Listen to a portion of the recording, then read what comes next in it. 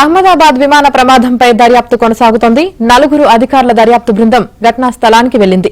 మరోవైపు ఘోర విమాన ప్రమాదంపై డీజీసీఏ దర్యాప్తు కొనసాగుతుంది. అహ్మదాబాద్ విమాన ప్రమాద స్థలానికి ఎన్ఎస్జీ టీం వెళ్లింది.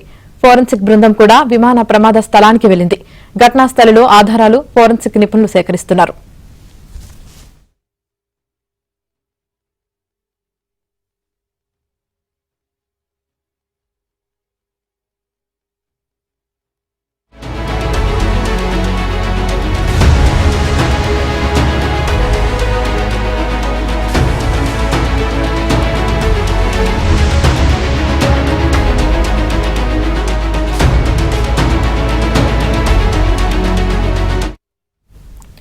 అహ్మదాబాద్ ఎయిర్పోర్ట్ లో ప్రధాని మోదీ సమీక్ష నిర్వహించారు. విమాన ప్రమాద ఘటనపై అధికారులను ఆరా తీశారు. అంతకుముందు అహ్మదాబాద్ విమాన ప్రమాద స్థలాన్ని పరిశీలించిన మోదీ ప్రమాద వివరాలు అడిగి తెలుసుకున్నారు.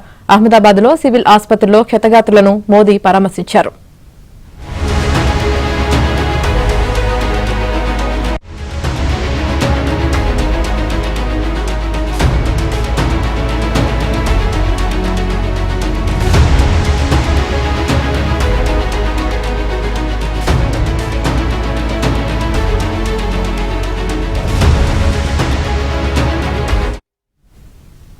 Air India Boeing dream liner విమానం కూలిపోయిన ఘటనలో 265 మంది దుర్మరణం పాలయ్యారు. అహ్మదాబాద్ లోని సర్దార్ వల్లభాయ్ పటేల్ అంతర్జాతీయ విమానాశ్రయం నుంచి లండన్లోని ఘాట్పిక్ కు వెళ్తుండగా ఈ ప్రమాదం జరిగింది. టేకాఫ్ సమయంలో సీటు బెల్టులు పెట్టుకున్న ప్రయాణికుల మృతదేహాలు భారీ ప్రమాదంతో కాలిపోయి చెల్లాచెదురుగా మృతదేహాలు పడిపోయాయి. ప్రమాదం జరిగిన సమయంలో విమానంలో 230 మంది ప్రయాణికులు, 2 పైలట్లు, 10 మంది విమాన సిబ్బంది ఉన్నారు. వారిలో భారత సంతతికి చెందిన బ్రిటిష్ పౌరుడు రమేష్ విశ్వాస్ కుమార్, మరో ప్రయాణికుడు మినహా మిగతా వారంతా చనిపోయారు. మృతుల్లో గుజరాత్ మాజీ సీఎం విజయ్ రూపానీ కూడా ఉన్నారు.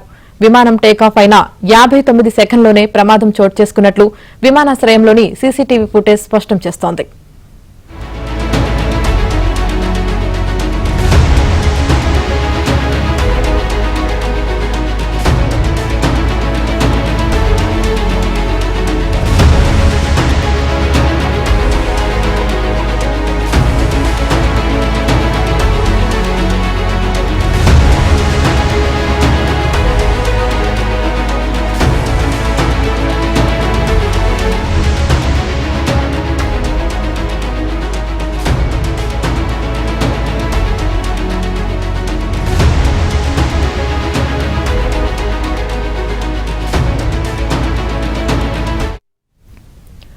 ఫుల్ ట్యాంక్ కారణంగా భారీ పేలుడు సంభవించడమే కాకుండా మంటలు వేగంగా వ్యాపించాయి.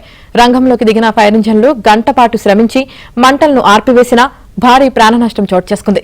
దుర్ఘటన జరిగిన సమయంలో ఆ విమానంలో 230 మంది ప్రయాణికులు, 10 మంది విమాన సిబ్బంది, 2 పైలట్లు ఉన్నారు.